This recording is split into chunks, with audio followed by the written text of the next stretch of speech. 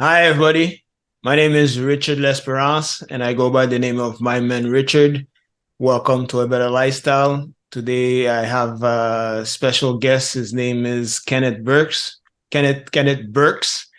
He's a tech entrepreneur and innovator. So today, we're going to talk about car business. He has a successful business that he built. So we're going to talk about that and his journey. Please, Kenneth, give us a brief resume of who you are in 2 minutes, and we'll get started.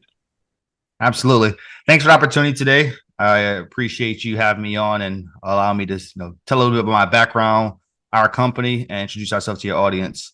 As you mentioned, my name is Kenneth Burks, originally from Newark, New Jersey. For folks who may not know, that's right outside of New York City. Born and raised there.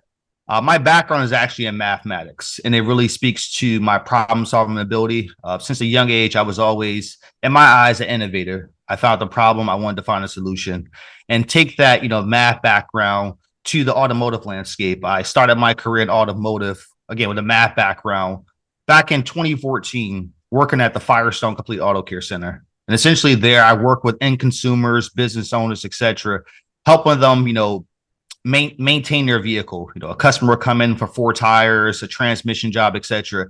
And as a college graduate, my job was to really sell them service. However, it was more part of a larger program, a leadership development program, allowing me to learn the ground of the business. How customers are really affected by change. So from learning the ground level of the business in the automotive field, I moved up the corporate ladder in a few different sales roles, working with large corporations like Costco, Walmart, etc. Really learning the ins and outs of that business while combining that with my ground level approach. Sum that all together, it's really why I am here today. My problem solving ability and then my background automotive really brought me to a time in COVID in 2020 with me going back to school for my MBA.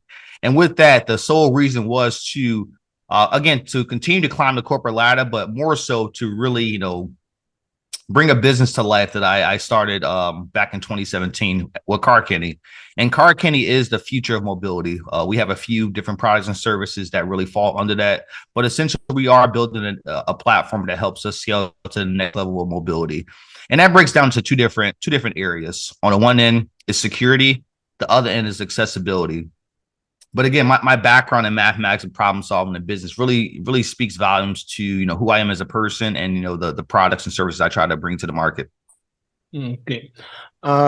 So before you created the app, because I visit the site and everything. Before you created the app, did you create a lot of prototypes before you got the right one?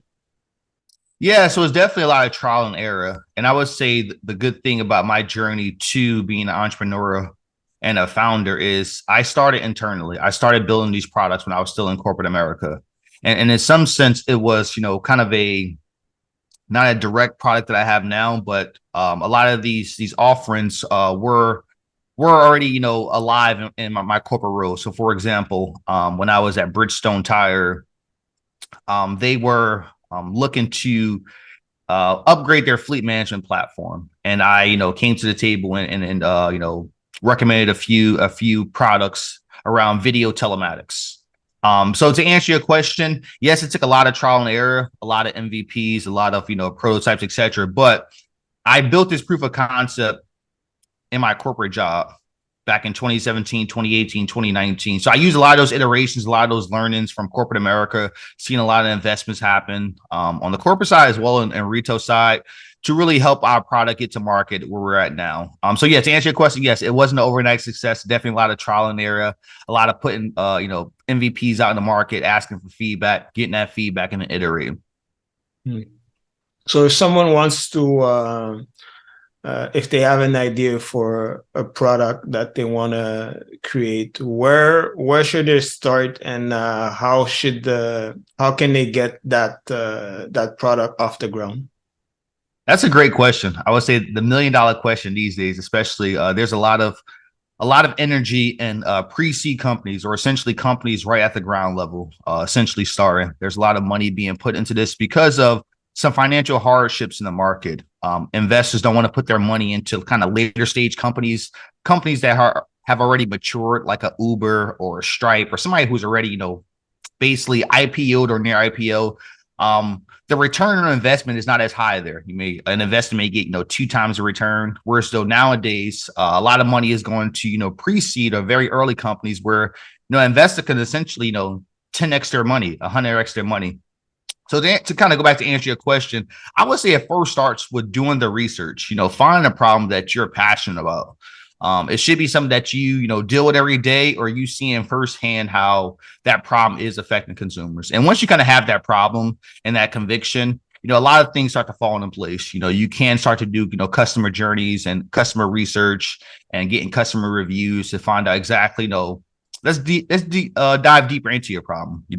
Essentially, what's the problem behind the problem? What's the need behind the need there?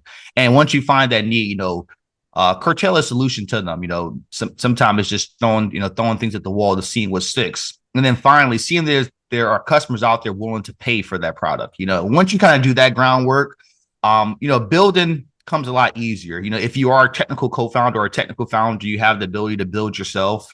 You can code. Great. Once you have that problem, that solution, and in the market for it, go ahead and start coding. A small MVP or a product that's, essentially very easy to build, a very easy to work, but not have all the bells and whistles to it. You're really just trying to launch it to the market to see if people are willing to pay for it as they say they were. So that's kind of one side. If you are very technical, once you find that problem and solution, kind of go after it once that conviction is there.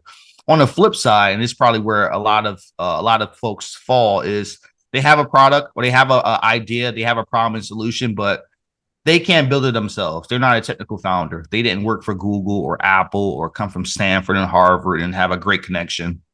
So it's a little harder for them to build. So what I recommend doing is kind of the route I took is, reach out to people smarter than you, as I like to say. I like to, spend a lot of time on like Twitter, LinkedIn, a lot of social media sites, really, find those technical folks, those people in your domain that can really help you either with, product iterations, with advice, or sometimes, they can be a technical co-founder that can help you code.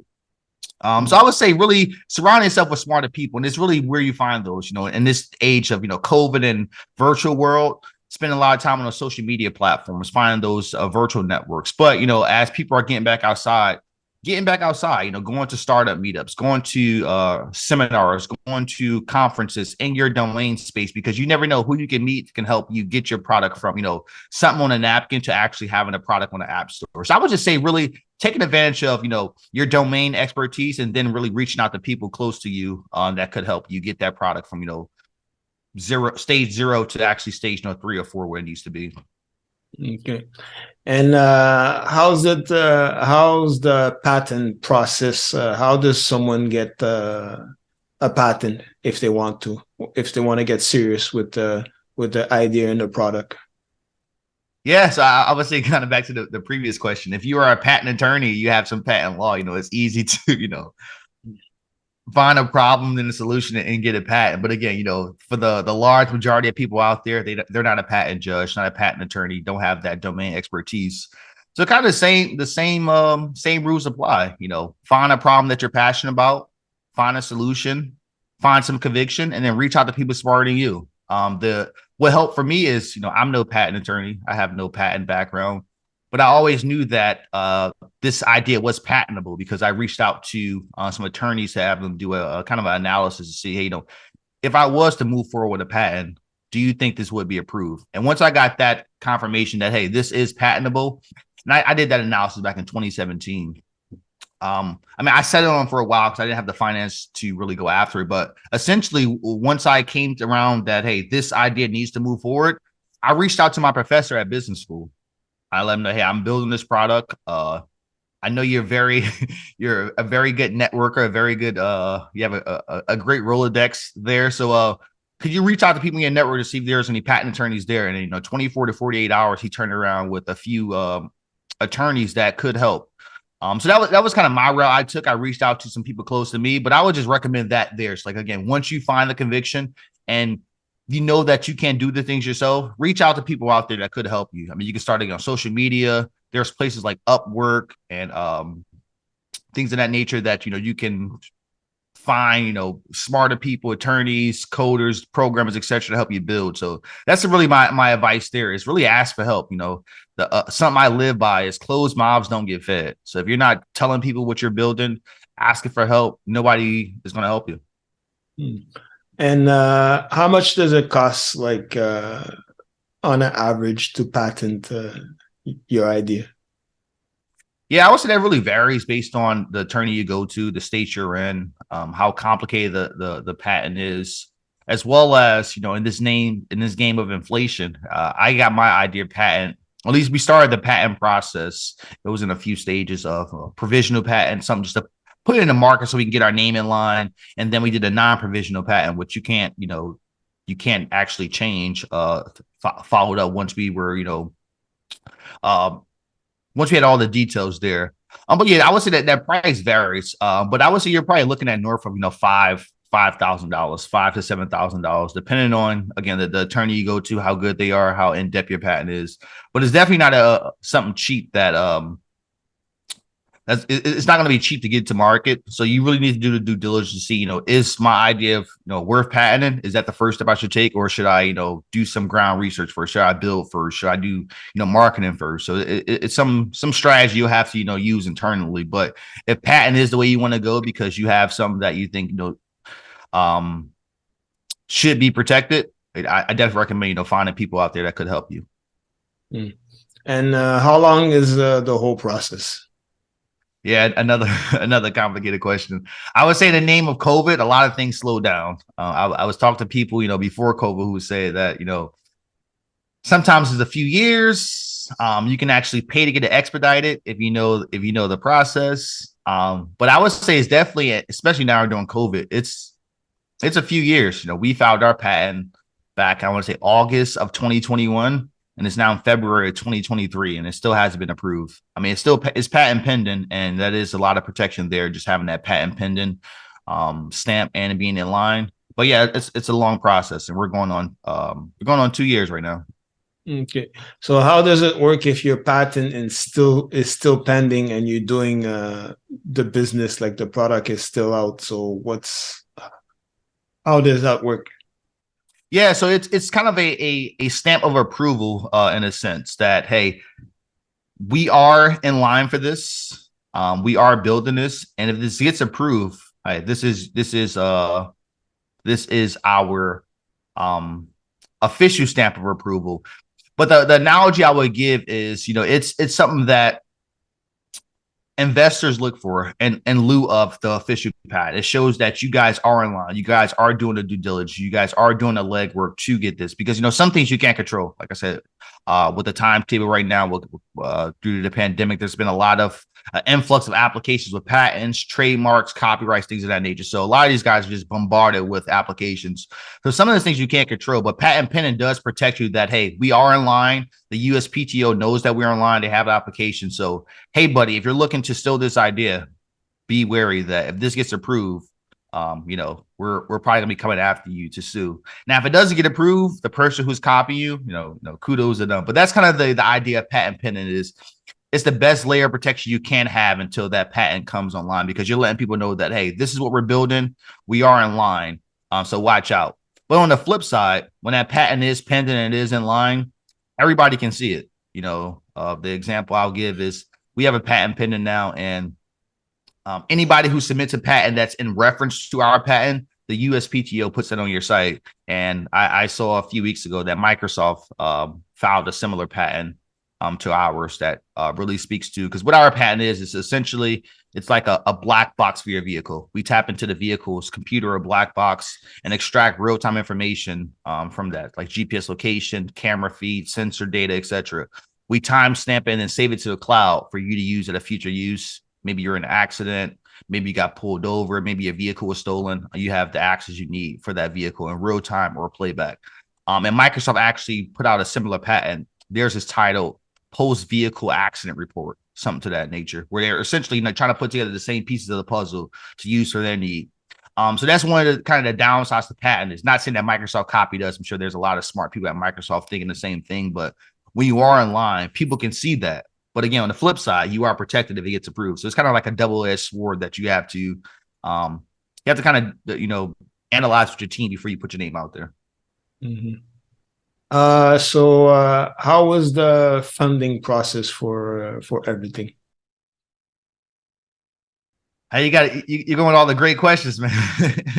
I would say the funding process has been challenging. I actually just got off a call with some fellow founders who are looking to apply to Y Combinator, which is the biggest accelerator program out there. Think of all the top startup companies for the most part have went through Y Combinator. Airbnb, Uber, Stripe, Twitter, Snapchat, you name it.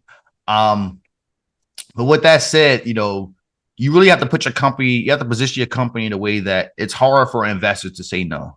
And sometimes things are stacked against you. As I talked about earlier, if you're not a technical co-founder, if you're not, ex Google, ex Facebook, ex Stanford, it's a little harder to raise money. Some of those guys, if a guy from, one of the head product guys from Google, or a guy who's already founded a company, or a gal, I won't, limit it to men only, but a person, even though, men lead the funding rounds out, minorities and women are, a very small subset of the funding that is, given by VC. I want to say less than like 3 or 4%. But in a nutshell, if you are, technical, if you have a great pedigree, great resume, or if you are like a 2-time, 3-time founder, I mean, people are throwing money at you. It's like hard to, not get money. But if you are a person of color, if you have a non-traditional background, if you are, outside the space, outsider, I should say, it's going to be very hard to raise capital. You really got to be, 10 times better than your competition. You got to have, unbelievable traction of people, using your platform, of people on your wait list. You just got to be, you just got to be the best of the best. And it's something that I'm sure you and I have faced, our whole life. We had to be 10 times better than, our competition to get the same thing done. So with that in mind, that, not to kind of harp or, kind of be pessimistic on the funded journey, but I think it's important to be realistic with founders as they get into the space, that it's not going to be easy. You're going to have to bootstrap. You're going to have to, put some skin in the game. You're going to have to use your personal finances, use your personal credit, reach out to family and friends, use everything at your disposal to make your company happen. Because if you don't believe in your company, nobody's going to believe in it. So with that said, I've bootstrapped up until this point. I've really taken no outside capital.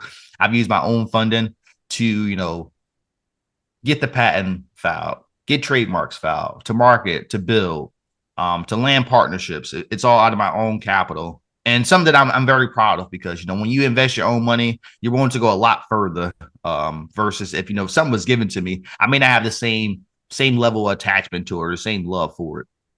So to kind of answer your question, bootstrap, it's been a journey. However, we're at a point now where I like to say, I'm a sports guy. I like to say, when momentum is on your side, it's on your side. When it's against you, there's not much you can do for it against you. And I feel as that we're around that point where momentum is coming on our side, where we have released our product to the market. We are getting great feedback. We are building out the accessibility part of our platform, which is really one platform for mobility, kind of like they have in Canada, where you can use one app for mass transit, bike share, scooters, rental cars, etc. So we're integrating that platform into our existing mobility offerings. So I feel like momentum is on our side, and we have, just like, for example, been accepted into a Capital One accelerator program for automotive startups, and things like that really helps you get your name out there, brand awareness, and then investors start to come on board. Again, kind of to my earlier point, making it hard for investors to say no. So it's just to sum that all up to say is, raising money is very hard, but anything worth having in life is very hard. So, be prepared for it. Would you say, because I was going to ask about some challenges that you face, would you say this was your biggest challenge, or you had other challenges along the way? I would say, in terms of the startup world, is probably one of the biggest challenges is, having to prioritize things in life. I've invested over $50,000 of my own money into this business. So that's a lot of birthdays I missed out on, vacations, clothes, opportunities, things of that nature. So that was one of the challenges there. But I would say big picture, nothing compares to the challenge of life, of, making it from Newark, New Jersey, being one of the first people in my family to graduate, with a bachelor's degree, and now going back for a master's and get my master's degree, leaving home at 15, being one of 10 children to a single mom, like things like that. That's the real challenge. I mean, this is fun. I guess it's hard. Yes, I got to prioritize. Just I got to spend, 4 weekends straight building instead of going out with family and friends, like things like that. Yes, it's not, as sexy as, some other career choices or other things right now because I'm building, but nothing compares to the challenge of life that I've had. So I've kind of keep things in perspective for me. But yes, it's been hard. Yes, raising capital is hard, and it's easy for you to give up. So really having something that you're really passionate about, and you have that conviction, allows you to maybe go to sleep, angry one night, but wake up, with a fresh start the next day, willing to, run through a wall. So what are some lessons that you learned along the way?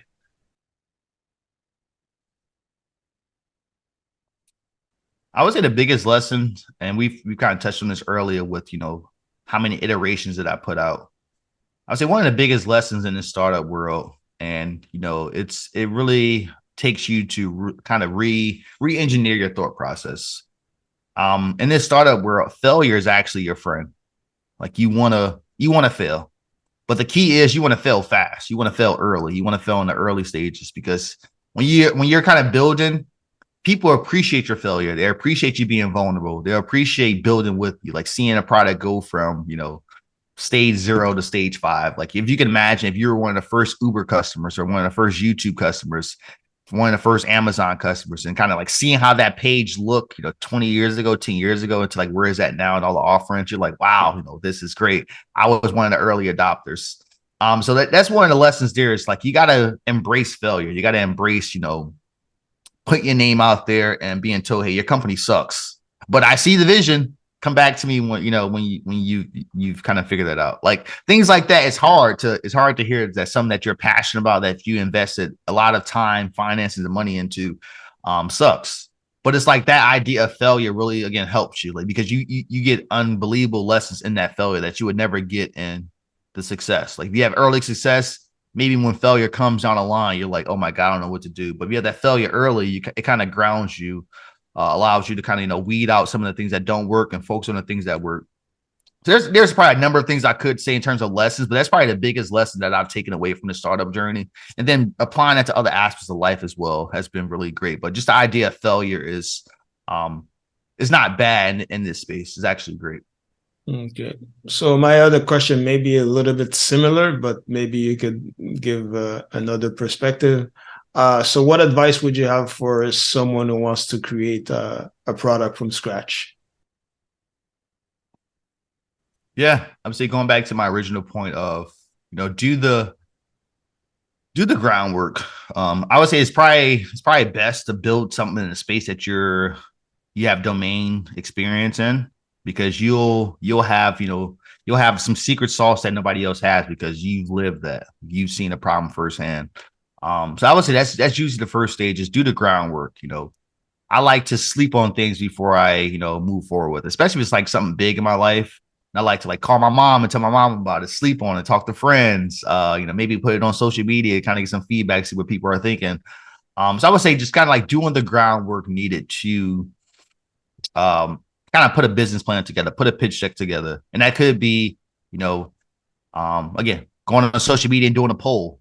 Who in here has issues with, saving finances, and you kind of get some feedback there. So it's kind of like doing that groundwork there to ensure that you understand a problem correctly, understand how a solution could be beneficial to them. And then again, reaching out for help.